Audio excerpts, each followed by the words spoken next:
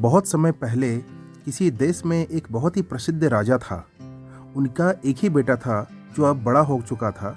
राजा और रानी ने अपने बेटे की शादी करने का फैसला किया।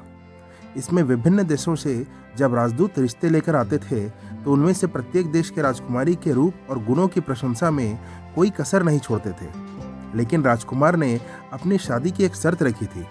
वह एक ऐसी लड़की से शादी करना चाहते थे जो एक राजकुमारी सिर्फ इस वजह से ना हो क्योंकि वह एक राजा की बेटी है, बल्कि उसका स्वभाव भी एक असली राजकुमारी जैसा होना चाहिए था।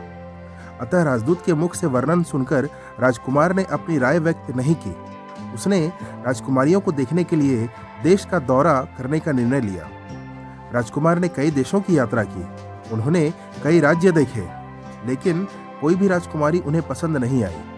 वे सभी जिन्हें राजकुमार ने देखा वो इसलिए राजकुमारियां थी क्योंकि वे राजाओं की बेटियां थीं। लेकिन किसी का स्वभाव राजकुमारियों जैसा नहीं था। अंत में राजकुमार निराश हो गया। वह अपने देश वापस आ गए। एक रात भयंकर तूफान आया। हवा काफी तेजी से चलने लगी। बादलों से ढका हुआ काला आकाश फट गया और चमकने लगा। बिजली गिरने लगी। तभी आकाश टूट पड़ा और मूसलाधार वर्षा होने लगी। पृथ्वी की सतह पर प्रलय शुरू हो गया। अचानक बूढ़े राजा को एक आवाज सुनाई दी, जैसे कोई महल का दरवाजा खटखटा रहा हो। उन्होंने सोचा कि ऐसी विपदा की रात भला कौन बाहर रहता है।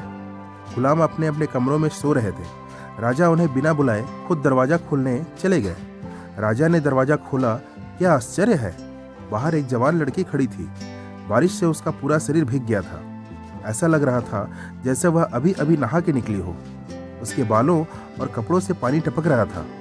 वह बच्ची अत्यधिक ठंड में कांप रही थी। उन्होंने उस लड़की से पूछा, अरे क्या बात है, तुम कहाँ से हो? आओ अंदर आओ। लड़की महल के अंदर आ गई। राजा उसे रानी के पास ले गया। रानी ने लड़की को सूखे कपड़े दिए।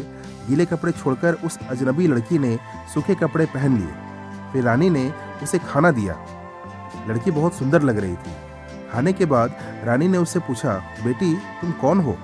इतनी तूफानी रात में क्यों तुम बाहर गई? उस लड़की ने जवाब दिया, मैं एक राजकुमारी हूँ। एक राक्षसी मुझे चुरा रही थी, लेकिन वह राक्षसी बहुत मूर्ख थी। मैं उसे चकमा देकर भाग निकली। रानी ने सोचा, देखते हैं उसकी बातें सच है या नहीं।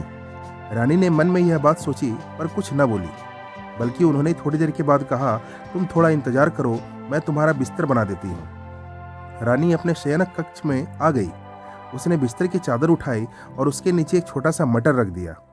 चादर वापस बिछाने से पहले उसने उस पर एक मोटा गद्दा बिछा दिया और उसके ऊपर भी एक और मोटा गद्दा बिछा दिया।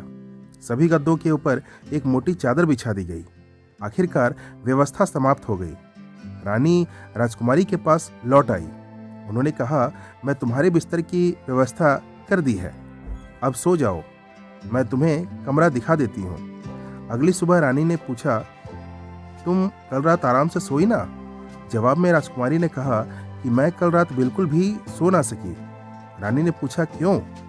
राजकुमारी ने कहा, बिस्तर में जरूर कोई सख्त चीज रही होगी। मुझे यह इतना नापसंद है कि मेरा पूरा शरीर दुखने लगता है।